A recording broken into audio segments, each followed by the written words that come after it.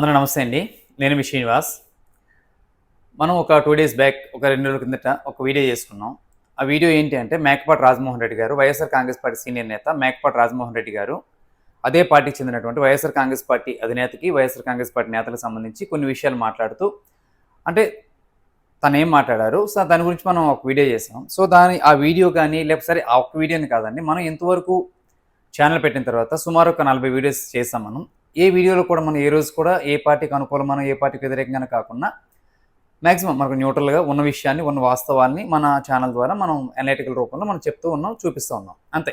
అంతే తప్ప ఎక్కడ కూడా ఈ పార్టీకి అనుకూలంగానో, ఈ పార్టీకి భజన చేసో, ఆ పార్టీని ఇచ్చేసో ఇదే కాకుండా మనం ఉన్న విషయాల్ని, ఉన్న వాస్తవాల్ని మన ఛానల్ ద్వారా మనం చెప్తూ ఉన్నాం. అలాగే సరే ఇదంతా ఇప్పుడు ఎందుకు చెప్తూ ఉన్నానంటే, మన వీడియోస్ చూస్తున్న కొంతమంది కింద చేసే కామెంట్స్ అంటే కామెంట్స్ చెయ్యాలి. ఖచ్చితంగా కామెంట్స్ చేయాలి, విమర్శ చేయాలి. ఇప్పుడు మన భాష గురించి మనం ఒక వీడియోలో మనం మాట్లాడుకున్నాం కదా! భాష అనేది రాజకీయ నాయకులే మాట్లాడాలా? రాజకీయ నాయకులే భాష బాగుండాలా? అది కాదు అక్కడ. రాజకీయ నాయకులు ఏమైనా మాట్లాడతారు, ఏమైనా మాట్లాడచ్చు. అది వేరే విషయం పక్కన పెడదాం. ఇక్కడ సాధారణ ప్రజలుగా ఉన్నటువంటి మనం భాష పైన రాజకీయ నాయకుల కన్నా మరీ ముఖ్యంగా మనకే భాష పైన ఇది ఉండాలి. మనం ఏదైనా మాట్లాడొచ్చు. మనకు చేతిలో మొబైల్ ఉంటుంది కాబట్టి, సెల్ ఫోన్ ఉంటుంది కాబట్టి, సెల్ ఫోన్‌లో ఒక టైప్ చేసేసి ఏదైనా పెట్టేసి అది కాదు కదా! మనం ఇప్పుడు మరీ ముఖ్యంగా నేను ఛానల్ పెట్టి ఛానల్‌లో వీడియోస్ చేస్తున్నప్పుడు ఏ వీడియోలో అయినా కానీ ఒక అబ్యూజ్డ్ లాంగ్వేజ్ కానీ, ఒక ఏదైనా పార్టీకి కానీ, లేదా ఏదైనా ఒక రాజకీయ నాయకుడికి సంబంధించి ఒక క్యారెక్టర్ అసాసినేట్ చేస్తూ మనం మాట్లాడే విషయాలు ఎక్కడైనా ఉన్నాయా? మనం ఎక్కడ కూడా అటువంటి చేయలేదు, చేయము, ముందు కూడా చెయ్యం మనం. ఎందుకు అంటే అది మన సంస్కారం. అంటే మనము కూడా మనమైనా, మీరైనా, ఇంకెవరైనా ఒక్క కామెంట్ చేసినప్పుడు ఖచ్చితంగా కామెంట్ చేయాలి, విమర్శ చేయాలి.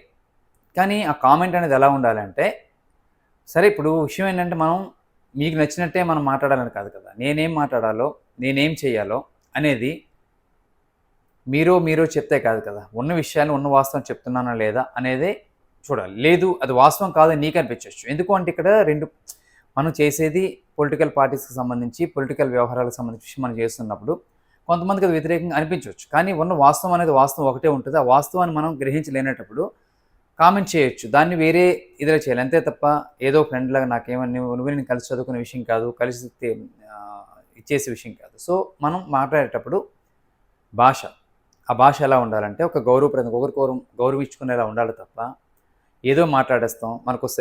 చెప్పాను కదా! చేతిలో మొబైల్ ఉంటుంది కాబట్టి ఏదో చేయొచ్చు అనేది కాదు.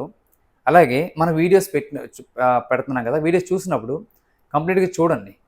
కంప్లీట్‌గా చూసిన తర్వాత అందులో ఏంటి అనేది అర్థం చేసుకుంటే అర్థమవుతుంది. అంతే మనం ఒక 9 మినిట్స్ వీడియో పెట్టామనుకోండి. అందులో ఒక 1 మినిట్, 2 మినిట్స్, ఒక 3 మినిట్స్ చూసి సో, దానిపైన ఒక ఉద్దేశానికి, ఒక అభిప్రాయానికి వచ్చేసి కామెంట్ చేయడం కూడా కరెక్ట్ కాదు. ఇక్కడ నేను మొదటి నుంచి చెప్తా ఉంటా. మన ప్రజాస్వామ్యంలో రాజకీయ పార్టీలుగా ఉండేటువంటి వాళ్ళు బహుళ రాజకీయ పార్టీస్ ఉండాలి. టీడీపీ ఉండాలి, వైఎస్ఆర్ కాంగ్రెస్ పార్టీ ఉండాలి, జనసేన పార్టీ ఉండాలి, ఇంకే అదర్ పార్టీస్ అయినా ఉండాలి ఖచ్చితంగా. మనకి బహుళ రాజకీయ పార్టీస్ ఉండడం వల్ల ఏంటంటే ప్రజలుగా మనకే మంచిది. అంతే తప్ప ఈ రాజకీయ పార్టీనే ఉండాలి, ఈ రాజకీయ పార్టీ ఉండకూడదు, ఇదొక అరాచక పార్టీ, ఇదొక ఈ పార్టీ, ఆ పార్టీ, సో ఈ పార్టీ లాంటి పార్టీ ఉండకూడదు. రాజకీయ నాయకులు ఆ పార్టీ గురించి వీళ్ళు, ఈ పార్టీ గురించి వాళ్ళు ఏదైనా మాట్లాడుకోవచ్చు. కానీ ఒక ప్రజాస్వామ్యంలో ఖచ్చితంగా అధికార పార్టీకి ధీటుగా ప్రతిపక్ష పార్టీ అనేది అంతే బలంగా ఉండాలి అనేది నేను ఖచ్చితంగా కోరుకుంటాను. నేనే కాదు, ప్రజాహితాన్ని, రాష్ట్ర శ్రేయస్సుని కోరుకున్న ప్రతి ఒక్కరు కూడా అలాగే కోరుకుంటారు, కోరుకోవాలి. ఈరోజు కూటమి పార్టీ, వైఎస్ఆర్ కాంగ్రెస్ పార్టీ ప్రతిపక్ష పార్టీగా గుర్తింపు ఇవ్వకపోయినా ప్రతిపక్ష పార్టీ ఉన్నటువంటి ఏకైక పార్టీ వైఎస్ఆర్ కాంగ్రెస్ పార్టీ. రేపొద్దున వైఎస్ఆర్ కాంగ్రెస్ పార్టీ అధికారంలోకి వచ్చినా తెలుగుదేశం పార్టీ కూడా అంతే బలంగా ప్రతిపక్ష పార్టీ ఉండాలని నేను కోరుకుంటాను. అంతేగాని తెలుగుదేశం పార్టీనే ఉండాలి, వైఎస్ఆర్ కాంగ్రెస్ పార్టీ ఉండకూడదు, లేదా వైఎస్ఆర్ కాంగ్రెస్ పార్టీ ఉండాలి, వేరే పార్టీస్ ఉండకూడదు అని కోరుకోవడం మనం ఎవరు అండి? ఇప్పుడు చాలా చెప్పాను కదా, మనం అనుకున్నది ఏంటంటే రాజకీయ నాయకులకు వీళ్ళకి వాళ్ళు ఏమైనా చెప్పుకోవచ్చు. అది మనకి అది అనవసరమైన విషయం. ఇక్కడ మనం చెప్పాను కదా, మన రాష్ట్ర హితాన్ని, రాష్ట్ర అభివృద్ధిని, రాష్ట్ర సంక్షేమాన్ని కోరుకున్న ప్రతి ఒక్కరు కూడా ఖచ్చితంగా రెండు కూడా బ్యాలెన్స్డ్గా, ఒకటి అధికార పక్షం, రెండు ప్రతిపక్షం, రెండూ కూడా ధీటుగా ఉంటే గనక ప్రజాస్వామ్యంలో మనకే మంచిది. అలా కాకుండా ఏకపక్షంగా అధికార పార్టీనే ఉంటే గనక ఏముంటుంది? వాళ్ళకి నచ్చింది వాళ్ళు చేసుకుంటూ ఉంటారు, చేసుకుంటూ పోతూ ఉంటారు, మనం చూస్తూ ఉండాలి తప్ప అడిగేవాడు ఎవరుంటారు అడిగేవారు? మీరు, నేను, ఇంకొకరు ఎంతమంది అరిచి గీపెట్టినా వినిపించుకునే పరిస్థితి ఉంటుందా అంటే ఖచ్చితంగా ఉండదు. సో చూడండి, కరెక్ట్ మనకిప్పుడు ఈ 18 నెలల కాలంలో ప్రతిపక్ష పార్టీగా అంటే 11 సీట్లే వచ్చినటువంటి వైఎస్ఆర్ కాంగ్రెస్ పార్టీ ఏదైనా ఒక కార్యక్రమం టేకప్ చేస్తే అది ప్రజలు దీనిలోకి ఎంతవరకు వెళ్తుంది, సరే వాళ్ళు ఎంతవరకు గుర్తిస్తారో అది ఏంటి అనేది వేరే విషయం. బట్ దానిపైన ఒక చర్చ అనేది అట్లీస్ట్ పీపీపీ సంబంధించి మెడికల్ కాలేజెస్ విషయం కానీ, లేకపోతే ఇంకో విషయం కానీ, రైతులకు సంబంధించిన విషయం కానీ, లేకపోతే ఇంకోటి ఏ విషయాలైనా కానీ, చాలా విషయాలు అవన్నీ మాట్లాడుకునే విషయం కాదు ఇక్కడ.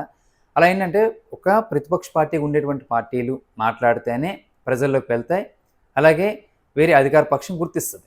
సో అంతేగాని గుర్తించి చేస్తుందా చేయదా అది వేరే టాపిక్.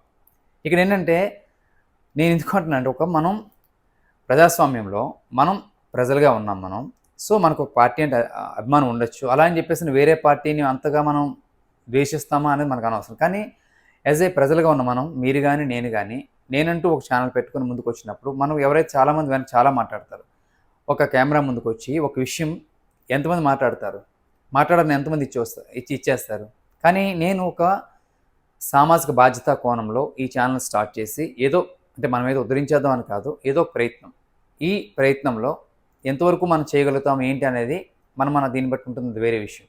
కానీ మనం ఏదేదో మాట్లాడతామో అనేది కాదు కదా, ఏదో మాట్లాడేసి ఖచ్చితంగా కామెంట్ చేయాలి. కామెంట్ అనేది ఏంటంటే ఒక కన్స్ట్రక్టివ్ వేలో ఉండాలి తప్ప, ఒక గౌరవప్రదమైనదిగా ఉండాలి తప్ప ఏదైనా మాట్లాడచ్చు అది కాదు కదా. మీరేం తింటారో నేనేది, అది మనం అర్థం చేసుకోవాలి. సో దయచేసి ఈ విషయాన్ని అర్థం చేసుకొని ప్రతి ఒక్కరు కూడా ఒక గౌరవప్రదమైన దీనిలో మనం మాట్లాడుకోవాలి తప్ప ఏదో మీకు నచ్చినట్టు నేను చేయాలి, ఎవరికి నచ్చినట్టు చేయాలి, నేను ఉన్న విషయాలు మాట్లాడుతున్నాం లేదా, వాస్తవాలు మాట్లాడుతున్నామా లేదా, లేదు వాస్తవాలు కాదనుకుంటే ఇంకోలా మీరు కామెంట్ చేయొచ్చు, అంతే తప్ప అలా కాకుండా ఇంకోలా మనం టార్గెట్ చేస్తూ మాట్లాడడం అనేది కరెక్ట్ కాదు అనేది నా ఉద్దేశం. లేదు అనుకుంటారా, అది మీ ఇష్టం.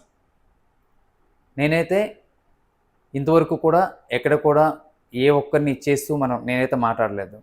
సో మీరు దయచేసి అర్థం చేసుకుంటారనేది నేను భావిస్తున్నాను. Thank you.